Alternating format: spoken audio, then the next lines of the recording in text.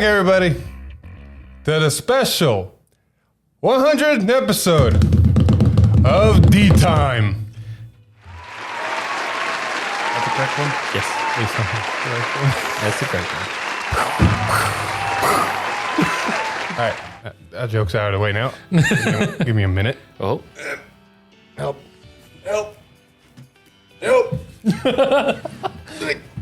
Okay. You okay? Nope. Crick. Okay. Yep. Hey, we got I would say special episode for you tonight, but we didn't prep a lot. So this is going to be a very... We got a very eventful, special, and enormous episode for the day. Wrong. There's a lot of things we want to cover, from the leaks to the episode to Springfest to everything in between. Mm-hmm. So it's going to be a fun one. It's not going to be too shabby. Not too shabby. Yep. But before that, if you're interested in buying any cards from TCG Player, please use the affiliate link down below. Your purchases through this affiliate link help support the channel, so you can bring radios like this straight to you guys. Radios like this? All right, we're keeping that. Fuck it. Radios. Yeah. Anyway, for this special 100 episode, we're going to give an actual special thanks to TCG Player for affiliating us, for giving us this opportunity. Special shout out to Zach, the contact at TCG Player. You're amazing, and thank you for everything you've done for us. But with that being said, let's go straight into the leagues. Starting us off with some Stoicheia. You mean the nectar? Yeah, double rares have been showing up more often, and more triple rares we've seen, and all the ride lines and all that. We're going to cover a lot, so we're just going to go one by one, get through everything. Oof. Anyway, starting us off, we got Purring Maiden Elenia. She's a grade 2 double rare. Auto, when this unit is placed on rearguard from hand, cost Cannon +1, Soul +1, choose a grade 2 or less card from your drop zone, call it rearguard in this unit, and it gets 5k until the end of turn. So, honestly, a really good card. Like, whatever you call is going to be either 13k or, grade 2, 13k or a 15k swinger / booster. Exactly. So, overall, a really good card. Which double rare do you think this is for? I'm going to say it's for Magnolia. Not the actual deck that actually calls stuff from drop? Mm-mm. See, that's a confusing part. Because it says a grade 2 or less, and most of the ride line calls a grade 2s or less. I mean, yeah, but also most of the stuff in Zorga is also grade 2 or less and would benefit from being called. Would. I mean, you can use this for both. But Magnolia wants a more of a field presence than Zorga does. You're not wrong. But Zorga also makes a field presence. Does. Out of drop zone. Like, see, that's the weird part about this card. It's good in both, and I can't say which it fits more to until we see the other double rare. Mm-hmm. Because all the double rares... Oh my god, even his flavor text shows you that, it tells you that too. What?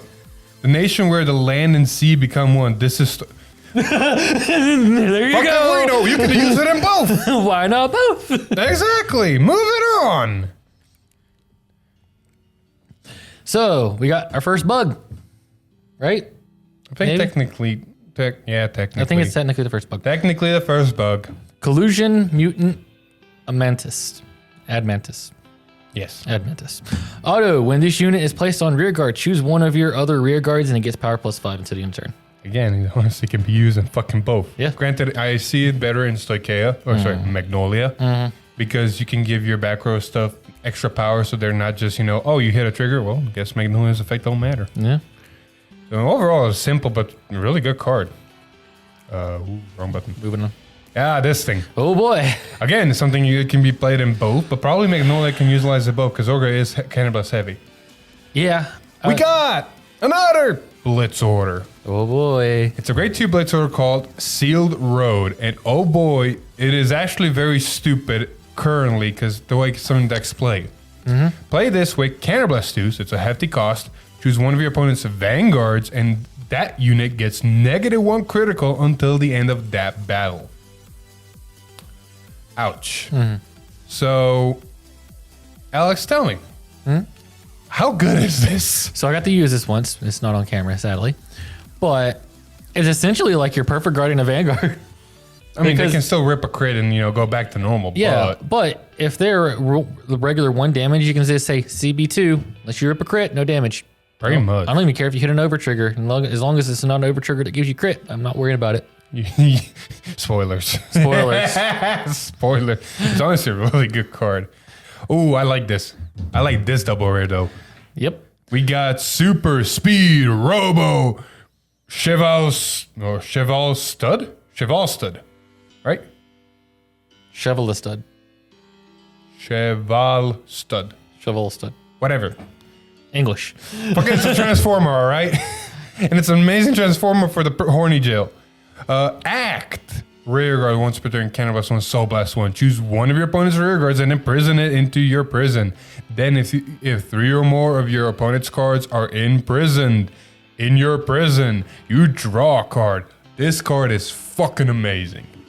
But yeah, this is an amazing card. It draws you cards in more ways as prison things. And it's an act ability. It's not an on-place, so it's easier. You can keep doing it over and over and Oh yeah, over. it gets hella annoying, hella fast. Speaking of cards that are really good, Fighting Dragon, Dog? Dragon? Yep. Dragon. Dragons, they're back. Auto, when this unit is discarded from your hand during your turn, if a set order is in your order zone, cost counterblast 1 and call this card to rear guard. So free rear guards when you discard for your red line. Free value, yeah. And having a set order is not hard because Brent apparently is the set order nation. I will say this is much better in prison than it is. Oh yeah, because you can use it earlier. Spoiler. Hint, hint. People already know, but people already know. We're gonna get to it, but before we get to it, we know how to cover. Actually, you cover this because I want all of that. Fine, I'll cover all of this. There you go. So, we finally got to see Dragon Empire's other build.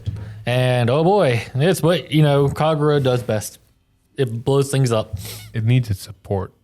It needs support, and we'll talk about that after we cover everything. First, we'll start with the starter, Double Gun of Dust Storm Bart.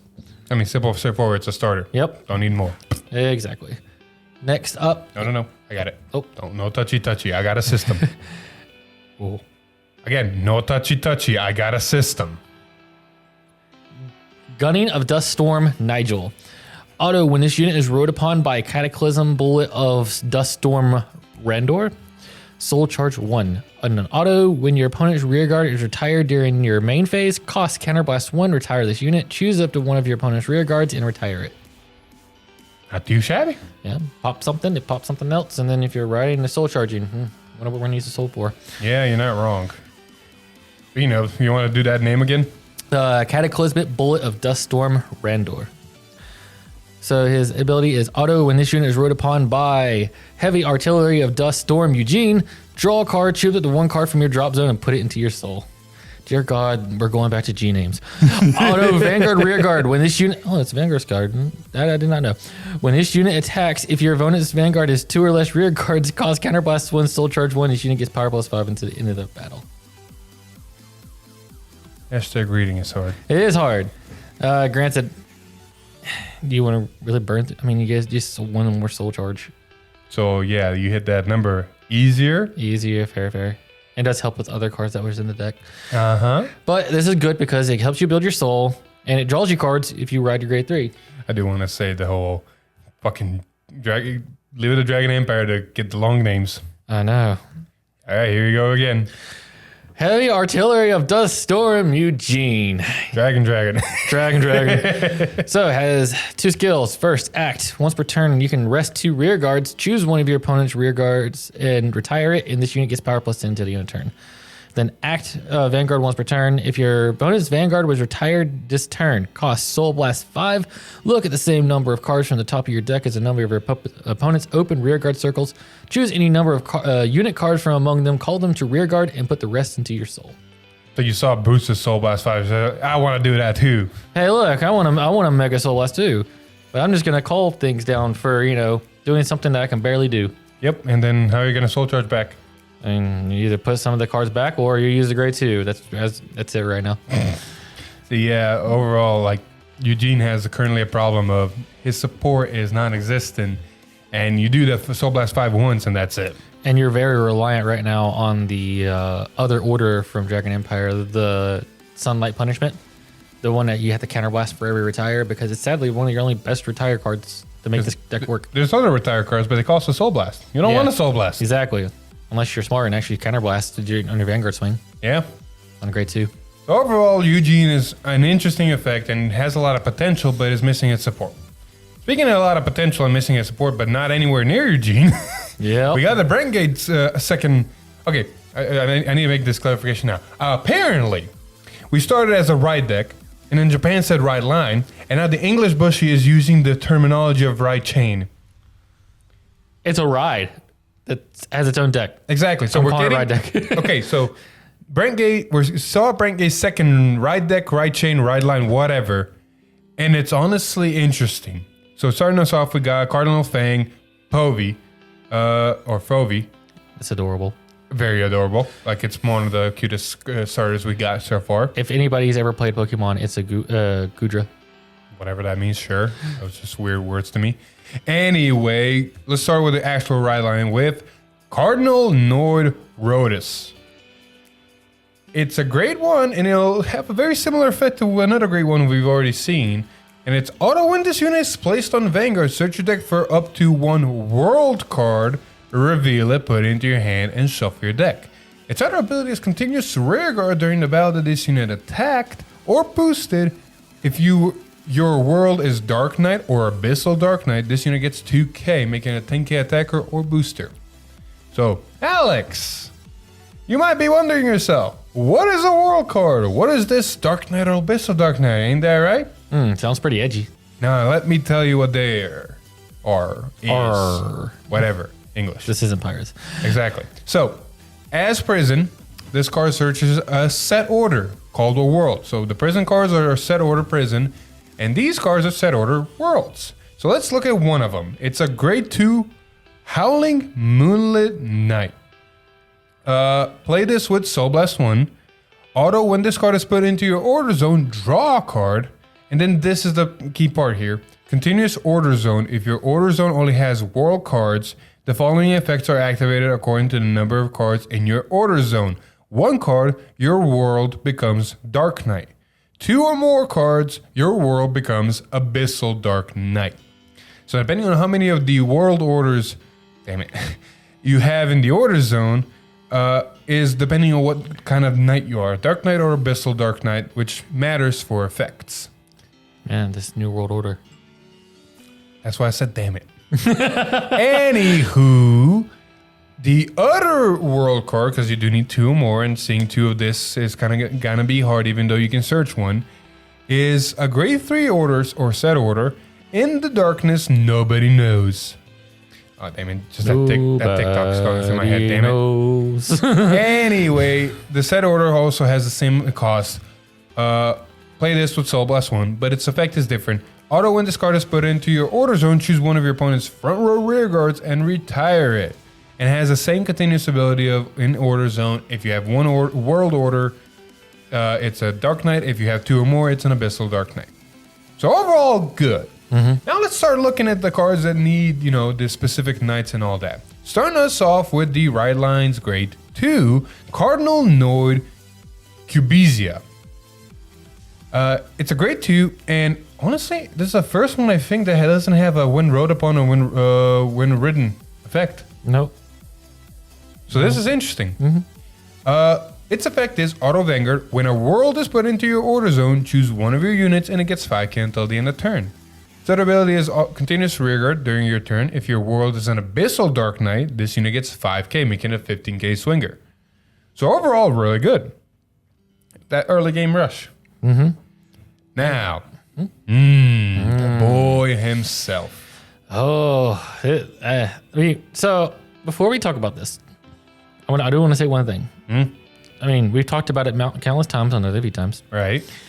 Oh wow, there's a token in the set.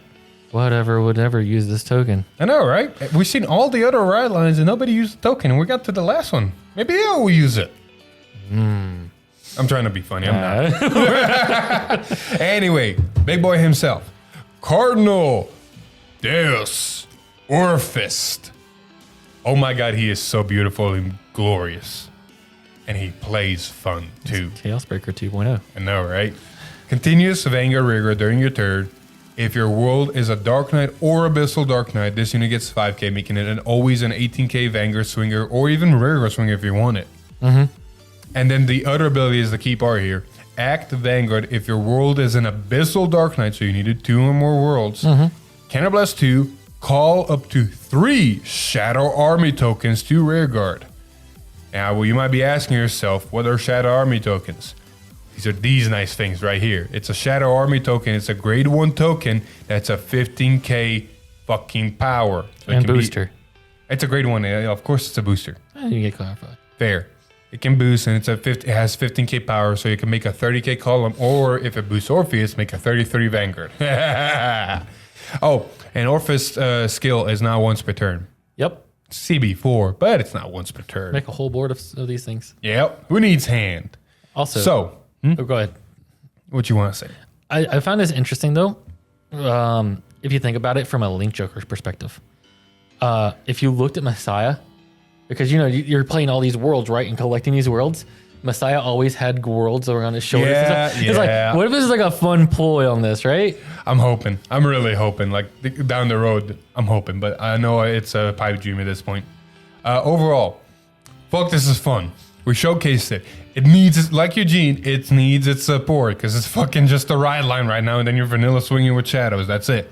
But overall, it's a fun to play. I'm actually enjoying playing it. It's very interesting. I like it. It's different. Oh, I'm already in love with it, and I'm supporting it all the way down till the end of time, just like Messiah. It's never gonna replace Messiah, but it's a very good substitute until then. It's solid second place. Exactly. And then Prison is third place in the sense of overdress. But with that out of the way, and our opinions and all that, we could have shared more, but, you know, the cards say enough for themselves. Exactly. We're going to start talking about the other leagues that showed up, and, you know, the same as with Eugene and Orpheus, and even Barrow Magnus and, you know, Hexo. All of them just had the ride line and were kind of lackluster when what they can do because they didn't have much of their support. Now let's see their support. Start us off with Hexa Orb, and a great one, honestly, that kind of helps. Divine Sister Tartine. Auto when this unit is placed on rearguard. Soul Blast 1, res this unit. Look at 2 cards on the top of your deck. Choose a card from among them, put it on the top of your deck, and put the rest on the bottom of your deck. It's a simple OTT effect that honestly can be used in Bastion or Hexor, but I feel like Hexor can benefit more from it. Unless you're really wanting those grade 3s. I know, right? But you got the grade 2 for that. Yes. Actually, I think the grade 1 might... It rests itself, so unless you're planning to call over it... The other one's better for the simple fact it doesn't cost a resource, and now you really do want your resources in Bastion. Correct. So, Hexor. Yes. What about the other one? Divine Sister Pastilio? Pastilito? Whatever. It's a Divine Sister. It's basically a Battle Sister with renamed. Very much. Auto Rearguard. Once per turn, when your drive check reveals a trigger unit, costs Soul Blast 1, and this unit gets power +5 until the end turn. Comes at 15k, or probably we're going to come a 25k because of this trigger skill. Yeah, Hexorb, damn. Damn, Hexorb is just stupid. It's going to get really big. It's just, you know, it plays with the gimmick. And then we got another card that plays with a gimmick. Now we're Final Rush. Okay, so disclaimer, immediate disclaimer. When the episode dropped, they also dropped a lot of cards for Bruce and its support from the set. Oh my God. We got to see our second triple rare for the start decks. Yeah, not wrong. And we got to see another Overtrigger. But let's start with a small fry first. like Steam Detective Uvari.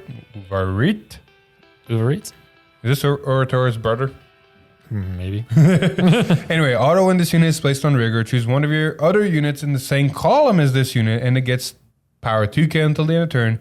If you are in Final Rush, it gets 5k instead of 2k. Simple, straightforward. For a Final Rush turn, it's honestly good, because you can power up whatever's in front and make it hit a Vanguard. And then whenever it resends, it's easier, because if you didn't Persona Ride, your power is kind of lacking.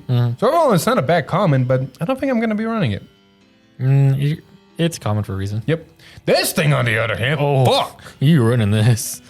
This is Protobulb Dragon. Auto rearguard when this unit attacks or boosts if you are in Final Rush, cost counterblast.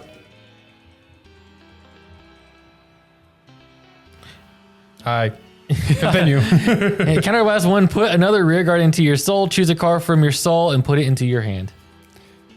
Eric, why are Gear Chronicle cards so good in Bruce? Mm-hmm. Like, this card is just good. Good. Like, I get the pick. Granted, it is locked into Final Rush. I don't care. Like, the whole deck is locked into Final Rush. I know that, but I mean, like... But it's so strong getting Final Rush that it doesn't matter. You're not wrong. Like, it's just a good card. And if you prep properly, you can even technically bounce cards from your field. You don't have to pick a new card. You can just pick the same card you put into Soul. Fair. Anyway, moving on. On a similar fashion, a grade 3, Upward Acrobat Marjorie. It's a grade 3. And honestly, I'm going to be running it because honestly it's good. Auto Rearguard. When this unit attacks, if you are in Final Rush, put one of your other rearguards into your soul, draw a card, soul charge 1, and this unit gets power 10k until the end of turn. This is really good. Because not only do you fill your soul with 2 cards for next Final Rush turn if you didn't kill him this turn, it gains 10k power and draws you a card. Overall, just a very good card. Man, it's on par with the one from the start deck, if not better, because of the fact that it draws you a card. I mean, it's 5k less in power. It soul charges 1 more and draws you 1. So it's literally the Colossus is just there for the swing. And you don't use and a CB. this is for plus. And they're both big numbers. And you're not using a CB for it either. And you can legitimately prep. You optimally, to save resources and keep as many power boosters as possible, you want to use the effect after it stands. But you can use it on the first swing to gain them as much power and just throw a deck card on the board to suck it into soul. Yeah. Oh. Damn it. Damn it. All right. Do him justice. The triple rare. Diabolus Boys Eden. This guy's so good. This is so good. So, continuous rear guard. If you are in Final Rush, this unit gets power +5. And if this unit stand this turn by your card effect, gets critical +1. And then, auto rear guard. When this unit attack hits, cost counterblast 1. Choose one of your opponent's rear guards and retire. Oh my god, I just realized it doesn't have to hit the Vanguard. No! That is amazing. This is a better Variana. This is what you were doing with Variana, but legal. Fair. It's like, oh, cool. You're not gonna. I can't hit your Vanguard. Cool. I'm gonna hit that rear guard skill. Hit that rear guard. We're good. Oh my god, this is just an amazing card. Like, doesn't even have to be the front row either. You can hit the back rows too. Yeah. That's stupid. Like the best part about this card is the fact that the retire effect is nice and all, but the fact that it gains a crit when it stands just makes the whole Final Rush turn even more dangerous. Exactly. Especially when you consider other things we're going to talk about after this. But oh fuck yeah, you mean like the Overtrigger? I mean, yeah, the Overtriggers. The fucking Overtrigger? Perfect segue. Hades Dragon, deity of resentment, Galamegaheld. What? Yeah. Galamegaheld. These names. Gesundheit. Yeah. Fuck. Of course, it's an Overtrigger. Of course, it gives 100 million. You can only run 1, but its effect is amazing. Its additional effect is you get, during your turn, all of your Vanguards get power 10k critical +1 until the end of this fight. Man.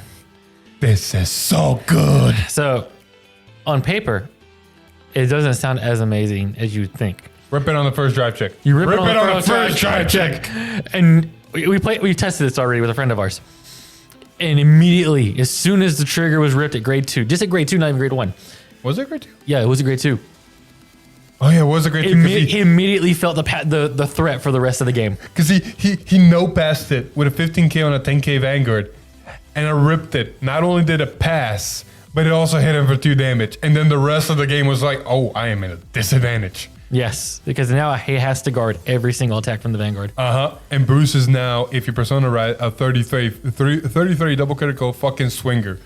Now, this is Bruce. Like, this works in Barry Magnus as well. Barry Magnus becomes a triple critical now. So overall, this is just an amazing Overtrigger for Dark States. Yes. And it's only going to get better because the more decks we get for this, the more cards you can see how this gets abused. I know, right? Speaking of more Dark States that are honestly shit. This is Soulful Wild Master Maiden. Continuous rearguard. If you're soul charged this turn, this unit gets power +2. 12Ks. I hate them. I hate 12K grade 2s in this game right now. They're pointless. They don't gain enough power unless you're rushing early. They are very pointless. So they're deck cards late game. Commons for common reasons. Exactly. And the other one is Steam Artist Pitana. It's a great one. Act, rearguard, put this unit into your soul. Choose one of your units and gets 2k until the end of turn. Again, soul charge is nice, but I'm not wasting a unit to give something 2k. If I'm gonna waste a unit to give something 2k, I'm gonna call the thing that gives something 2k, and if I'm on final rush, it gives it 5k. I mean, if you're already putting using this, you're basically saying, I'm going to discard a card to give something 2k.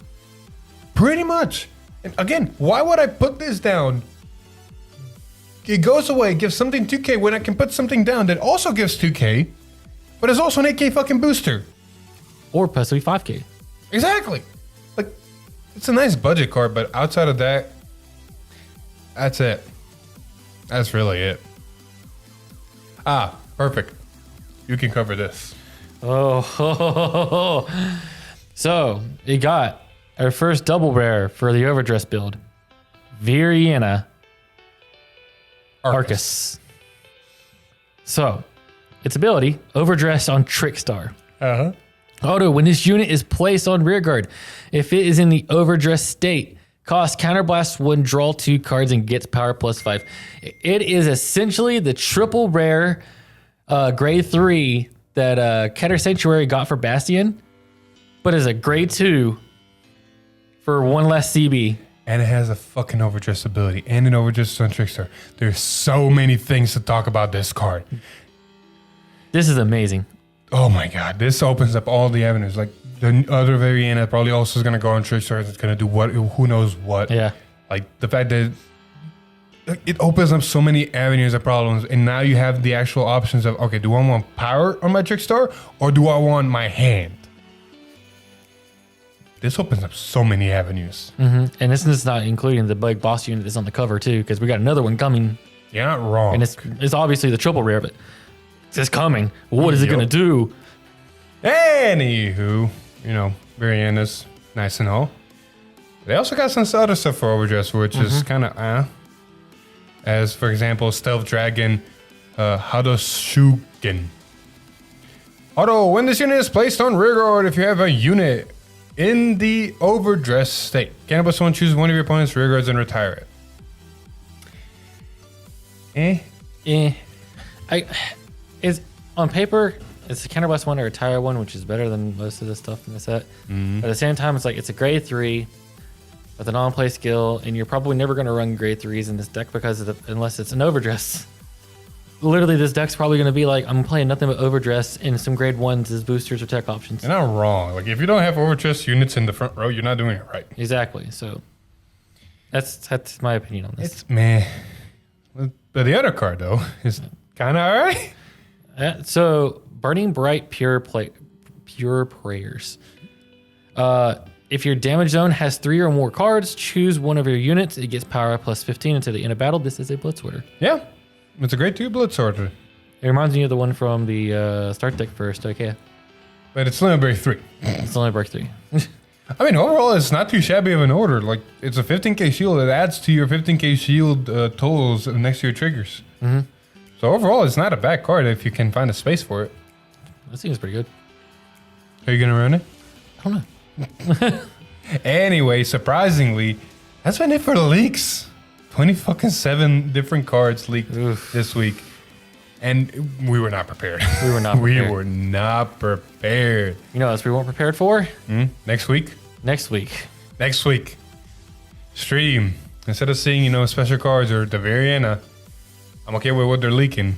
It's all of the other Overtriggers. We're getting the rest of the 3. Shit. Dude, I love how every week this is dropping bombs, like bomb, bomb, bomb. We're going to talk about more bombs here in a bit. But yes, next week, Overtriggers. So, before we go to the other news segment, if you're interested in buying any of the cards we just mentioned, go check out Triple Sleeve TCG. They got great deals on clan splits, cases, and even singles, so go check out their website. Link will be in the description below. And as with TCG Player, I do want to shout out to the guys at Triple Sleeve who contacted us and gave us this opportunity. Thank you. You guys are amazing. Can't wait to keep working with you. Anyways, let's go in straight into the news segment, and there's honestly a bit of news to talk about finally. Yeah, quite a bit of news. Quite a bit of news. One of which, let's start off with fucking Booster Set 2. And yes, you can see it's another fucking Variana. Oh boy. Variana Elga, I think. Yeah. Yep. Elga, yeah. So obviously another big boss unit, and I love the direction they're doing this. So I've stated this before with us. Yeah. But the main reason I liked Lord back in the day was because it showed its progression of him going into a dragon over time.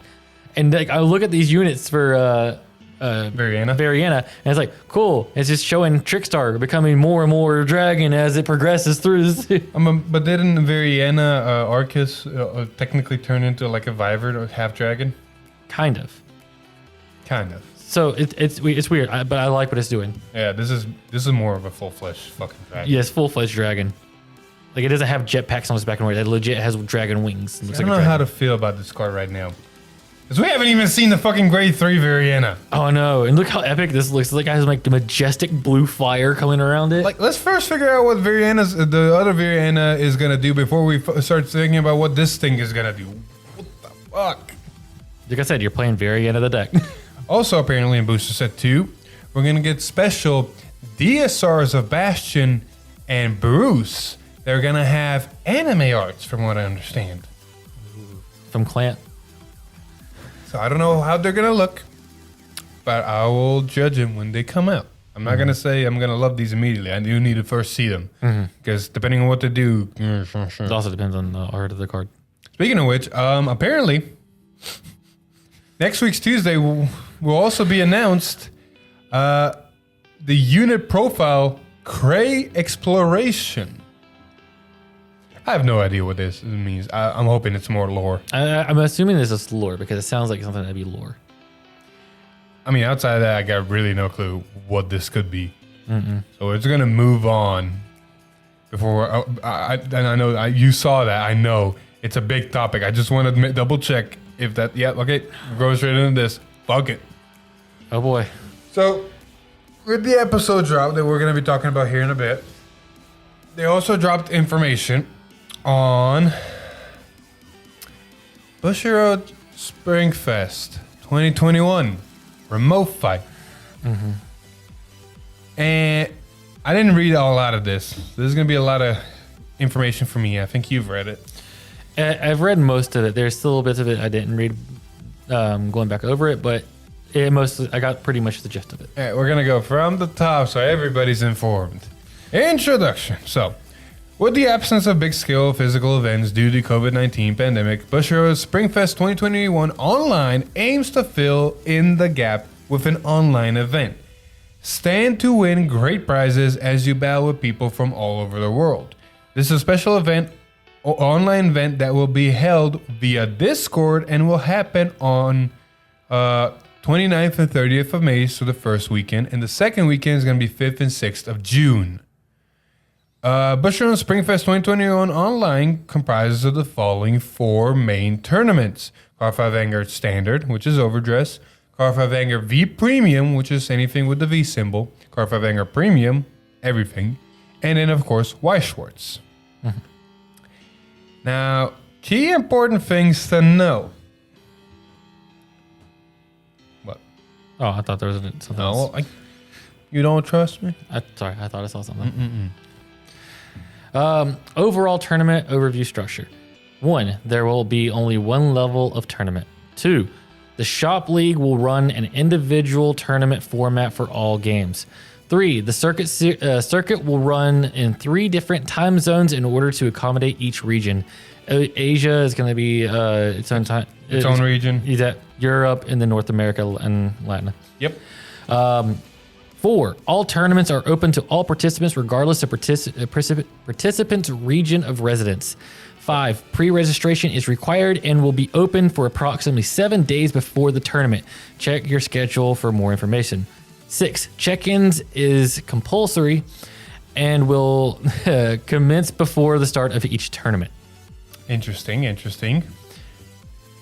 Continue on. 7, priority will be given to those who have pre-registered. And 8, maximum number of participants for each tournament are as follows. For standard, it's going to be 256 participants. For V premium, it's 128. Premium, 128. And White Sword's 128. All right. Yeah. That's happening. I don't know how to feel about it. That's all I'm going to say. The whole only certain number of participants, granted, like you got 3 chances, like on the first, let's say on the Asian circuit, 256 participants can register, and then on the European can register, and then North American register, and it's all fine and dandy. The only problem is, how many participants has Atlanta usually got on average? Or, Jacksonville, Florida? Probably about 500 or 600. And that's just, one location. Yes. It's safe to say all those 500 or 600 would want to participate, correct? Mm-hmm. What's stopping them from participating in every single region, every single time, and filling all those slots? And granted, they said they're doing 3 time zone regions. Yep. So, North America against all of these, right? I think that's how this is going to be played out, right? I mean, I can literally go and play in the Japanese region if I wanted to, Yes. or the Asian technically region. Or I can play in the European region if I wanted to. It just seems weird. Like it's the basic information that they've given us. There probably, hopefully, is going to be more information given out in the specifics. But as of right now, it's a great idea that looks poorly executed. because I'm like you said, Atlanta usually had like 500 some people, and that's because only certain people was able to go to that specific one. If it's all across the United North America. Just imagine each state, Texas, New York. I mean, it's literally the fact of not only do the people that went to Atlanta would want to, participate, but everybody who couldn't because of either scheduling or too far or anything now has a chance to. Yeah. And it adds almost 2 to 3 times more people just from North America in one region. And it says that the shop league will run the individual tournament, but cool. Does that mean your locals that's doing the actual shop leagues are actually doing this, or there's no real clarification of how this is being laid out? It's weird. It's hella weird right now, and more information needs to be given because this can become a very big shit show easily. Yeah, because it's a great idea. And they probably have it figured out, and we're not seeing the actual, from these 7-8 steps. But and then the pre-registration is cool. Everybody that pre-registered 7 days, and you have that one person. Oh, there's a tournament. Cool, I won't in. But guess what? You didn't pre-register. You're not in. Exactly. And not even that. 256 56 spots. 257. He's gonna be there ready to register, and then lose out. Man, it's gonna be like getting an iPhone sale. People pre-order on day one. Just it's midnight. I can pre-register. Go. I'm hoping this doesn't actually happen. Jesus Christ, you just made a very good point. PlayStation 5 iPhones. Even sneakers. What usually happens? Yeah, just immediately. The bots. Yeah, people are just gonna bot their way into tournaments. This can I know it's an extreme, and it probably won't. I'm hoping it won't, but it legitimately is a possibility, or maybe I'm talking out my ass. I don't know. But what's stopping some bots filling up the entire schedule, taking all the spots, and there's just one participant? Yeah. Oh, nobody, everybody dropped out. I guess you win. I mean, it'd be obvious. Yeah. It'd be hella fucking obvious that, there's something went astray. And that could happen, I think. If I'm wrong, then correct me. But it happens with sneakers. It happened with the PS5. It happens with phones. What's happening here? I think this one's more relevant to happen, and I think it's going to also be a problem. But so it goes by priority of the participants who pre-register, correct? Mm-hmm. So who is to say that people are watching this, right? It hits midnight. Everybody starts pre-registering. The people who pre-registered at midnight, the 256 that did that, have the priority over everybody else the next day. I mean, you're not wrong. The following morning. It's cool. Well, I woke up. Oh, well, I didn't get it because people were at midnight were already pre-registering and I didn't have a chance. It's going to be weird. It's going to be hella weird. It probably is going to be fine, or they're going to figure something out, or maybe we're overreacting. But there's fear. It's a great idea, but there's a lot of fear right now. I'm excited. If I can get I'm of course going to try to participate. Mm-hmm. Duh. And if I can get a spot in, great. But there's fear. There's a lot of fear in a sense of how is this going to get executed. And then I'm not even going to get started on the actual semantics of remote fighting and, people cheating on camera, off camera, whatever. Like Alex has a podcast. He talked about it there. Go check it out. They made some good points. Yes. That's all the news that we want to talk about. So I'm just going to close this because we don't need it anymore. We're going to talk about the episode now. Oh, boy. We're not going to rant too long. But we're going to talk about the episode in our opinions. It's fucking great. Hype! It's fucking great. Hype! All the fucking hype! I've never wanted to see an episode 2 of an anime so much in like a long time. They did it. They did it proper. This is not a Car 5 Vanguard anime. This is an anime with Car 5 Vanguard. Yes. This is amazing. They did it justice. They turned it into a proper anime. Like, of course, it's still around the game, so some people might be turned off.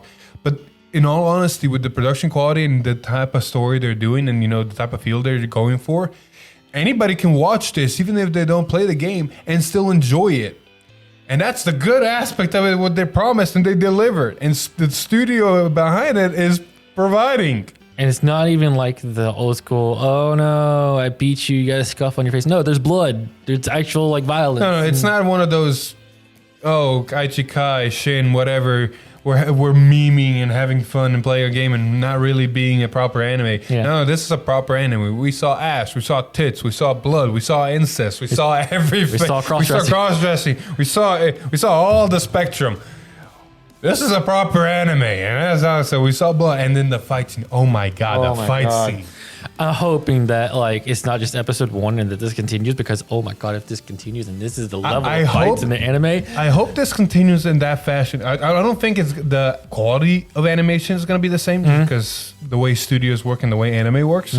But I hope they take the feel of the fights with them because the problem with the old Vanguard animes was the fact that they were on Cray fighting as the units, but they were fighting as the units in the formation of the units. Like, you know, you had your boy here, someone here, you're behind, and it was like it was basically like a turn order fantasy on Cray. And it was like, he's right there, go fucking swing at him. So like we talked about this in the podcast and I said it there, but you can notice like it is anime first.